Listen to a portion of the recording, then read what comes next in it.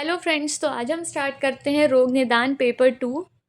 रोग निदान पेपर 2 में हम देखेंगे तो उसमें सारी डिसीज़ दी हुई हैं। उसमें आयुर्वेदिक डिसीज़ भी दी हुई हैं और मॉडर्न डिसीज़ भी दी हुई हैं। तो सबसे पहले आज हम स्टार्ट करते हैं मॉडर्न डिसीज़ से। मॉडर्न डिसीज़ में जो सबसे पहला टॉपिक है वो है कॉमन जीआईटी डिसीज़। ओके, तो आज हम वही स्टार्ट करते हैं। जीआईटी का फुल फॉर्म होता है वो होता है गैस्ट्रो इंटेस्टाइनल ट्रैक्ट। मतलब गैस्ट्रो इंटेस्टाइनल ट्रैक्ट में जो भी डिसीजेस होती हैं वो सारी डिसीज़ हम पढ़ेंगे जो हमारे एलिमेंट्री कैनाल से रिलेटेड होती है। मतलब हमारा mouth, oesophagus, stomach, intestine, small intestine, large intestine, ये सारी चीज़ें जिसमें आती हैं उनसे रिलेटेड हम डिसीज़ पढ़ेंगे। तो सबसे पहली डिसीज़ होती है ulcerative dyspepsia. Ulcerative dyspepsia is a term used to describe dyspeptic indigestion symptoms that are caused by peptic ulcer. तो अल्सरेटिव डिस्पेप्सिया जो डिसीज़ होती है वो इंडाइजेशन के फॉर्म में होती है। मतलब उसमें इंडाइजेशन होता है और उसमें सिम्टम शो होता है। बहुत सारे सिम्टम्स होते हैं उसमें, और ये जो डिसीज़ का जो रूट कॉज होता है, मतलब ये डिसीज़ जिसकी वजह से होती है वो होते हैं peptic ulcers. Okay, most commonly in the stomach, gastric ulcer और ड्यूडेनल अल्सर। तो क्या होता है कि अगर पेट में मतलब स्टमक के एरिया में अल्सर्स बन रहे हैं तो उन्हें हम गैस्ट्रिक अल्सर्स कहते हैं, और अगर स्मॉल इंटेस्टाइन के ड्यूडेनम वाले रीजन में अल्सर्स बन रहे हैं तो हम उसको ड्यूडेनल अल्सर्स कहते हैं। ओके, तो अगर एक समरी देखें तो अल्सरेटिव डिस्पेप्सिया एक ऐसी डिसीज़ होती है जिसका मेन सिम्टम होता है इंडाइजेशन, जो कि पेप्टिक अल्सर्स की वजह से होता है। ओके, तो नेक्स्ट हम देखेंगे डिस्पेप्सिया। डिस्पेप्सिया का मतलब होता है इंडाइजेशन। ओके, और अल्सर का मतलब होता है कि जो म्यूकोसल लाइनिंग होती है स्टमक में, जो म्यूकोसा की लाइनिंग होती है, या डियोडेनम में जो म्यूकोसा की लाइनिंग होती है उसमें जो ब्रेकेज आ जाता है उसको हम कहते हैं अल्सर। ओके, तो उसके जो कॉमन कॉज होते हैं, अल्सर किस वजह से बन जाते हैं पेट में या डियोडेनम रीजन में, तो वो हम देखते हैं। जैसे कि पहला कॉज है इसका हेलिकोबैक्टर पाइलोरी इन्फेक्शन। तो ये एक बैक्टीरिया होता है हेलिकोबैक्टर पाइलोरी। इस अगर ये पेट में प्रेजेंट है या हमारे इंटेस्टाइन या स्टमक में ये प्रेजेंट है तो इसकी वजह से अल्सर का फॉर्मेशन होता है। दूसरा होता है NSAIDs। इसका फुल फॉर्म होता है non steroidal anti inflammatory drugs. तो ये जो होते हैं इसमें आते हैं एस्पिरिन, आइबुप्रोफेन और डाइक्लोफेनेक। अगर इन ड्रग्स का हम ज़्यादा अमाउंट में यूज़ कर रहे हैं तो इन ड्रग्स की वजह से भी पेट में अल्सर्स हो जाते हैं।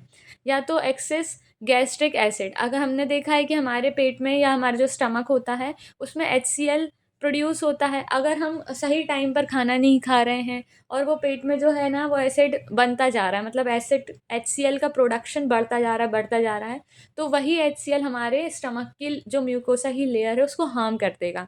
तो एक और ये रीज़न होता है एक्सेसिव गैस्ट्रिक एसिड। स्मोकिंग और अल्कोहल भी इसका एक कारण होता है अल्सर फॉर्मेशन का। और सीवियर स्ट्रेस, और ज़्यादा स्ट्रेस लेने से भी स्टमक में अल्सर्स प्रोड्यूस हो जाते हैं। फिर नेक्स्ट है इसके सिम्टम्स, बर्निंग और ग्नोइंग, एपिगैस्ट्रिक पेन। अब क्या होगा कि अल्सर्स बन गए तो जो स्टमक रीजन और डियोडेनम रीजन में बर्निंग जैसा लगेगा, स्टमक में पेन होगा, ये सारी चीज़ें। Pain related to meals, duodenal ulcers में क्या होता है, पेन रिलीव्ड बाय फूड। अगर डियोडेनम के रीजन में अल्सर्स हुए हैं तो खाना खाने के बाद पेन में रिलीफ आ जाएगा। और गैस्ट्रिक अल्सर में क्या होते हैं कि खाना खाने के बाद पेन होने लगता है पेट में। ओके, फिर और भी सिम्टम्स होते हैं नौसिया और वॉमिटिंग, ब्लोटिंग। ओके, अर्ली स्टैटी का मतलब होता है कि जल्दी से फीलिंग ऑफ फुलनेस फील हो जाना, मतलब कुछ थोड़ा सा अमाउंट में खाना खाने के बाद एकदम पेट भर जाना, भूख ना लगना, ये सारी चीज़ें जिसको हम आयुर्वेदा में अरुचि भी कह सकते हैं, एनोरेक्सिया टाइप की कंडीशन। ओके, फिर नेक्स्ट होता है समटाइम्स हेमेटमेसिस और melaena if bleeding occurs. Okay, तो हेमेटमेसिस मतलब क्या होता है कि वॉमिटिंग होना, ब्लडी वॉमिटिंग, इसको कहते हैं मेलेना। ओके, तो ये सारी चीज़ें इसमें सिम्टम शो होते हैं। फिर इसका अगर डायग्नोसिस देखें तो अपर जीआई एंडोस्कोपी। एंडोस्कोपी का मतलब क्या होता है कि माउथ रीजन से कैमरा डाला जाता है स्टमक में और उस कैमरे के थ्रू देखा जाता है कि क्या हो गया है पेट में, अल्सर्स हो गए हैं, क्या प्रॉब्लम आ रही है। ओके, और नेक्स्ट होता है test for H pylori. H pylori bacteria का भी टेस्ट किया जाता है लेबोरेटरी में, और टेस्ट में पता लगाया जाता है कि बॉडी में एच पाइलोरी बैक्टीरिया प्रेजेंट है क्या। ओके, फिर सीबीसी ब्लीडिंग सस्पेक्टेड, अगर ब्लीडिंग हुई है तो सीबीसी भी करा सकते हैं। फिर अगर इसका ट्रीटमेंट देखें तो इसमें प्रोटॉन पंप इनहिबिटर्स दिए जाते हैं, जैसे कि ओमेप्राजोल, और एच पाइलोरी के इरेडिकेशन के लिए थेरेपी दी जाती है, मतलब एंटीबायोटिक्स वगैरह। तो ये सारी चीज़ें, और अवॉइड NSAIDs, अगर हम ये सारी चीज़ें अवॉइड कर दें, मतलब जो हमारे non steroidal anti inflammatory drugs को खाना अगर हम बंद कर दें, तो भी हमारे पेट के जो अल्सर्स हैं वो सही हो जाएंगे अपने आप से। ओके।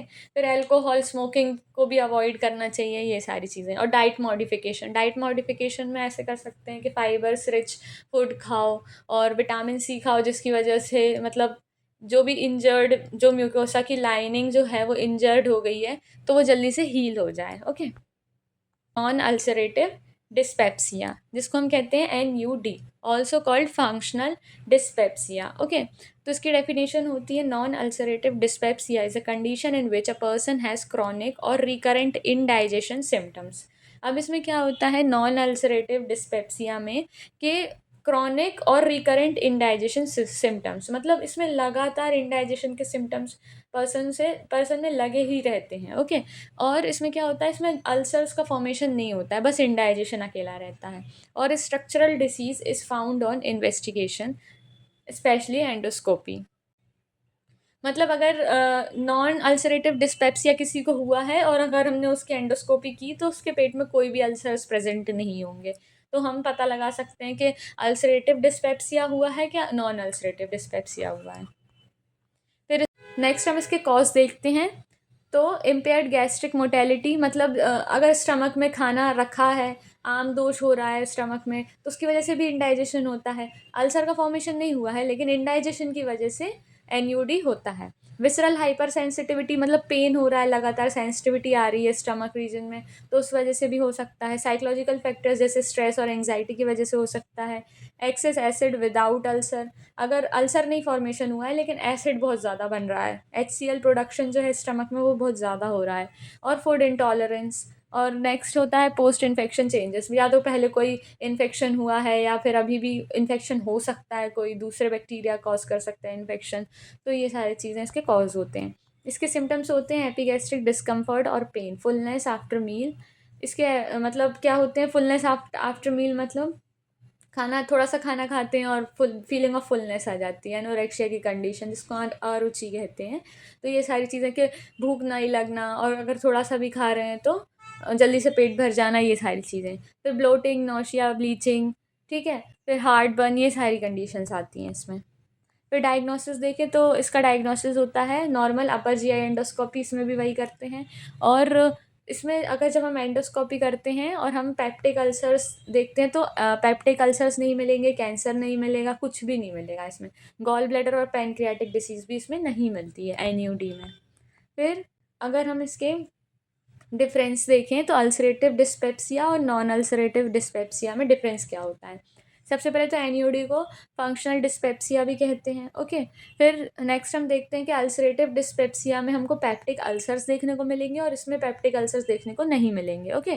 NUD में फिर अल्सर प्रेजेंट, इसमें नॉर्मल एंडोस्कोपी आती है, उसमें जो रहते हैं एंडोस्कोपी में अल्सर्स रहते हैं। अल्सरेटिव डिस्पेप्सिया में अगर हम एंडोस्कोपी करते हैं तो अल्सर्स प्रेजेंट होते हैं।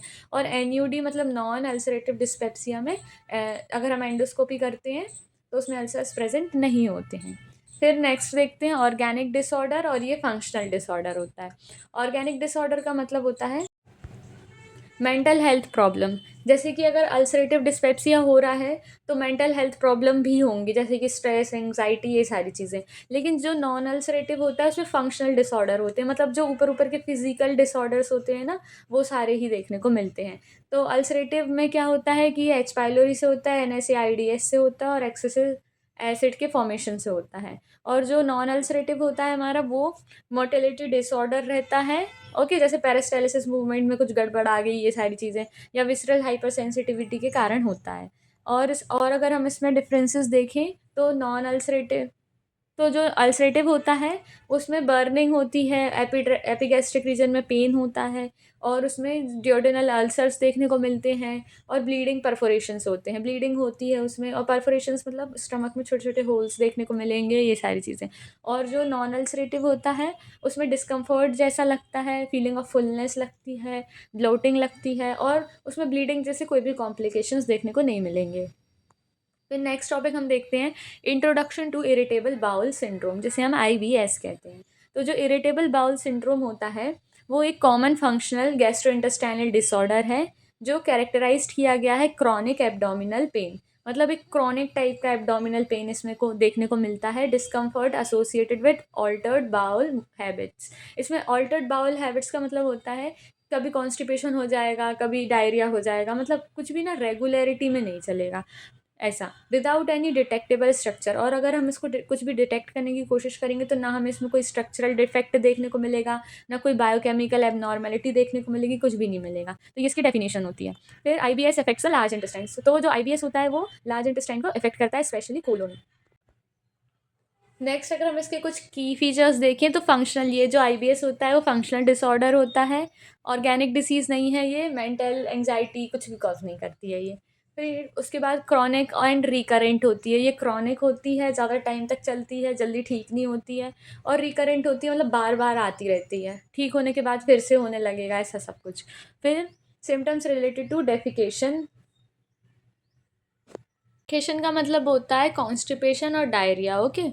तो सिम्टम्स रिलेटेड टू डेफिकेशन मतलब कॉन्स्टिपेशन हो जाएगा या डायरिया हो जाएगा, ये सारी चीज़ें आएंगी। फिर कॉमन सिम्टम्स में आता है recurrent abdominal pain, diarrhoea, constipation, मतलब रिकरेंट एब्डोमिनल पेन, बार बार एब्डोमिनल पेन होगा, डायरिया हो जाएगा, कॉन्स्टिपेशन हो जाएगा, ऑल्टरनेटिंग बोथ, ओके।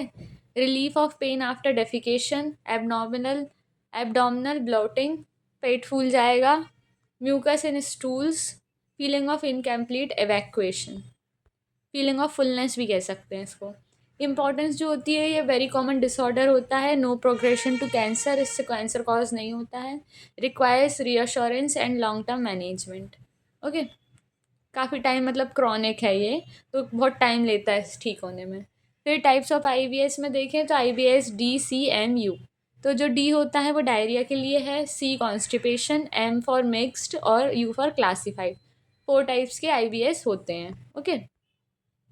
नेक्स्ट अगर हम इसकी पैथोफिजियोलॉजी देखें तो अगर हम इसके कॉज देखें तो जेनेटिक कॉज हो सकता है इस डिसीज़ का, फिर साइकोलॉजिकल स्ट्रेस की वजह से ये हो सकती है, गैस्ट्रोइंटेस्टाइनल इन्फेक्शन की वजह से हो सकती है, डाइटरी फैक्टर्स मतलब अगर फाइबर्स वगैरह नहीं ले रहे हैं डाइट में तो उन सब चीज़ों की वजह से, गट ब्रेन एक्सिस, मतलब गट ब्रेन एक्सिस डिसफंक्शन का मतलब जो होता है कि जो हमारा बॉडी माइंड जो होता है, जो हमारा ब्रेन होता है वो सेंटर होता है, वो जो रहता है इंस्ट्रक्शन देता है स्टमक को कि डाइजेशन करना है कि क्या करना है, तो इन दोनों के बीच में कम्युनिकेशन में प्रॉब्लम हो जाती है, ब्रेन और स्टमक के बीच की जो कम्युनिकेशन प्रॉब्लम होती है उसको कहते हैं gut brain axis dysfunction, okay. तो ये सब होता है, ऑल्टर्ड गट मोटेलिटी ख़राब हो जाती है, विसरल हाइपर सेंसिटिविटी हो जाती है, ये सारी चीज़ें। तो इसकी वजह से क्या होता है, diarrhoea, constipation, abdominal pain, discomfort वगैरह आ जाता है। अगर डायरिया और कॉन्स्टिपेशन मतलब अगर ज़्यादा टाइम तक फीसेस जो है वो लार्ज इंटेस्टाइन में रखी रहती है तो उसकी वजह से माइक्रोब्स डेवलप हो जाते हैं उस फीसेस में, तो इसलिए लिखा है ऑल्टर्ड गट माइक्रोबायोटा। और जो ये माइक्रोब्स होते हैं वो गैस प्रोड्यूस करते हैं जिसकी वजह से ब्लोटिंग हो जाती है, म्यूकस इन स्टूल्स, ये सारे बैक्टीरियाज की वजह से जो इंटेस्टाइन में ग्रो कर गए हैं उसकी वजह से bloating, gas, mucus in stools, ये सारी चीज़ें हो जाती हैं, और इसी को हम कहते हैं IBS, ओके। नेक्स्ट डिसीज़ हम देखते हैं introduction to inflammatory bowel disease, इसे हम कहते हैं IBD। ये जो होती है इन्फ्लेमेटरी बाउल डिसीज़ होती है, मतलब इसमें हमको स्वेलिंग देखने को मिलेगी, ओके। रिलैप्स के फॉर्म में आती है, ये भी बार बार रिटर्न होती रहती है रिलैप्स में, ओके। फिर गैस्ट्रोइंटेस्टाइनल ट्रैक्ट में होती है ये। फिर ये इम्यून मीडिएटेड इन्फ्लेमेशन, मतलब ये इसका जो कॉज होता है ना वो इम्यून मीडिएटेड इन्फ्लेमेशन की वजह से ये होती है, ओके। और ये स्ट्रक्चरल डैमेज करती है इंटेस्टाइन का, इंटेस्टाइन को स्ट्रक्चरली डैमेज कर देती है। इसमें 2 टाइप्स होते हैं, अल्सरेटिव कोलाइटिस जिसको UC कहते हैं और कोहेरेंस डिसीज़ जिसको CD कहते हैं।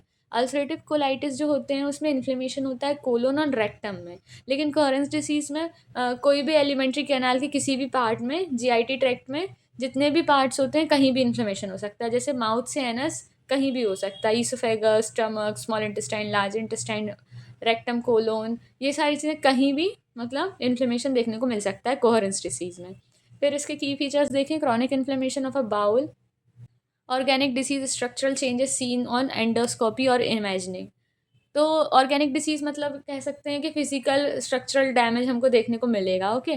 तो अगर हम एंडोस्कोपी करेंगे ना तो हमें ऑर्गेनिक डिसीज़ देखने को ये मिलेगी, मतलब जो भी फिजिकल चेंजेस हैं वो देखने को मिलेंगे एलिमेंट्री कैनाल में। ऑटो इम्यून देखते हैं तो ऑटो इम्यून डिसऑर्डर होता है, ये can cause complications like bleeding, इसमें ब्लीडिंग्स और फिस्टुला वगैरह भी हो जाते हैं फॉर्म।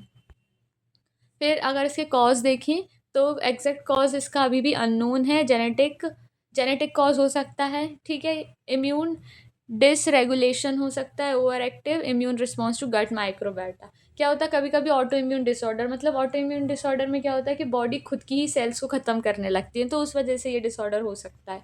इन्वायरमेंटल ट्रिगर्स से भी हो सकता है कि डाइट अच्छी नहीं है, स्मोकिंग, इन्फेक्शंस, इन सारी चीज़ों की वजह से भी ये होता है। फिर सिम्टम्स देखें तो इसमें क्रॉनिक डायरिया देखने को मिलेगा, abdominal pain, cramping, weight loss, fatigue, ये सारी चीज़ें मिलेंगी। फीवर भी देख सकते हैं इसमें, extra intestinal manifestation, joint pain, skin rashes, eye inflammation, ये सारी चीज़ें कॉज करेगा ये। डायग्नोसिस देखें तो इसमें कोलोनोस्कोपी इसका डायग्नोसिस देख सकते हैं हम। कोलोनोस्कोपी में क्या करते हैं कि कोलोन में कैमरा डालकर देखते हैं कि भाई उधर पे कोई प्रॉब्लम है क्या नहीं है, ओके। बायोप्सी, ठीक है। फिर ब्लड टेस्ट कर सकते हैं, ठीक है। और इसमें ब्लड टेस्ट पे हम ये पता कर सकते हैं कि भाई इन्फ्लेमेशन हो रहा है कि नहीं हो रहा है, ये सारी चीज़ें। सीटी स्कैन कर सकते हैं, एमआरआई कर सकते हैं। कोहेरेंस डिसीज़ अगर होती है, अगर हमको लग रहा है सिम्टम्स देख के कि वो कोहेरेंस डिसीज़ हो रही है, तो उसमें हम सीटी स्कैन और एमआरआई भी करते हैं। फिर इसके पैथोजेनेसिस देखते हैं तो इसकी पैथोजेनेसिस में आता है जेनेटिक, इन्वायरमेंटल फैक्टर्स, इन सब की वजह से ये कॉज होती है। और इसमें इम्यून सिस्टम डिसरेगुलेशन हो जाता है, इम्यून सिस्टम ख़राब होने की वजह से हो जाती है ये।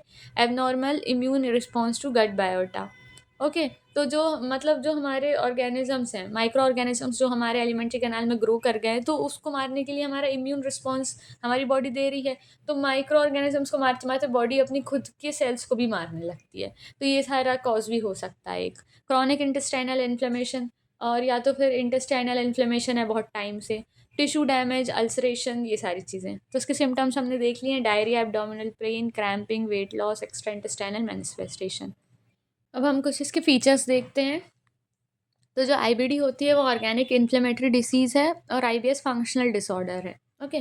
तो ऑर्गेनिक इन्फ्लेमेटरी का मतलब होता है कि फिजिकल चेंजेस कॉज करती है और ये मेंटल चेंजेस कॉज करती है, स्ट्रेस एंजाइटी की वजह से ये होती है, ओके। फिर इसका जो बाउल स्ट्रक्चर होता है आईबीडी का वो डैमेज्ड होता है, आईबीएस का नॉर्मल होता है। आईबीडी में हमें ब्लीडिंग देखने को मिलेगी, आईबीएस में ब्लीडिंग नहीं होती है। आईबीडी में वेट लॉस पॉसिबल होता है, आईबीएस में वेट लॉस पॉसिबल नहीं होता है। आईबीडी के जो कॉम्प्लिकेशंस होते हैं वो है फिस्टुला, कैंसर रिस्क, और आईबीएस के कोई कॉम्प्लिकेशन नहीं होते। इन्वेस्टिगेशन जो होती है आईबीडी में एबनॉर्मल आती है और आईबीएस में नॉर्मल इन्वेस्टिगेशन आती है। फिर फीचर्स देखते हैं अल्सरेटिव कोलाइटिस के और कोरेंस डिसीज़ के। तो साइट ऑफ इन्वॉल्वमेंट जो होता है वो अल्सरेटिव कोलाइटिस का कोलन और रेक्टम होता है, कोरेंस डिसीज़ में कोई भी जीआईटी ट्रैक्ट का कोई भी पार्ट हो सकता है। पैटर्न ऑफ इन्फ्लेमेशन देखें तो कंटिन्यूस होता है इसमें, और इसमें पैची फॉर्म में होता है। इसमें लेयर्स देखें तो इसकी म्यूकोसा और सब म्यूकोसा लेयर को डैमेज करता है अल्सरेटिव कोलाइटिस, और कोरेंस डिसीज़ में सारी लेयर्स डैमेज हो जाती हैं जिसको हम ट्रांसम्यूरल कहते हैं। अल्सर्स देखें तो अल्सरेटिव कोलाइटिस के जो अल्सर्स होते हैं वो सुपरफिशियल होते हैं, ऊपर ऊपर होते हैं, और जो कोरेंस डिसीज़ के अल्सर्स होते हैं वो डीप होते हैं, ओके। फिर कॉम्प्लिकेशंस देखें तो ये कैंसर कॉज कर सकता है अल्सरेटिव कोलाइटिस, ओके। और कोरेंस डिसीज़ फिस्टुला वगैरह कॉज कर सकता है, ओके। एब्डोमिनल पेन जो होता है अल्सरेटिव कोलाइटिस का प्रोटेक्टिव होता है और कोरेंस डिसीज़ का वर्स्ट होता है, ओके। फिर और हम देखते हैं कि जो अल्सरेटिव कोलाइटिस होता है वो कंटिन्यूस म्यूकोसल इन्फ्लेमेशन कॉज करता है कोलोन और रेक्टम में, और जो कोहेरेंस डिसीज़ होती है वो पैची के पैचेस के फॉर्म में उसमें अल्सर्स प्रोड्यूस होते हैं, लीजन्स टाइप के प्रोड्यूस हो जाते हैं जो कि ट्रांसम्यूरल मतलब सारी लेयर्स को डैमेज करते हैं, इसलिए इसकी वजह से इन्फ्लेमेशन कॉज होता है, और ये किसी भी जीआईटी के कोई से भी पार्ट में हो सकता है, okay. Thank you so much.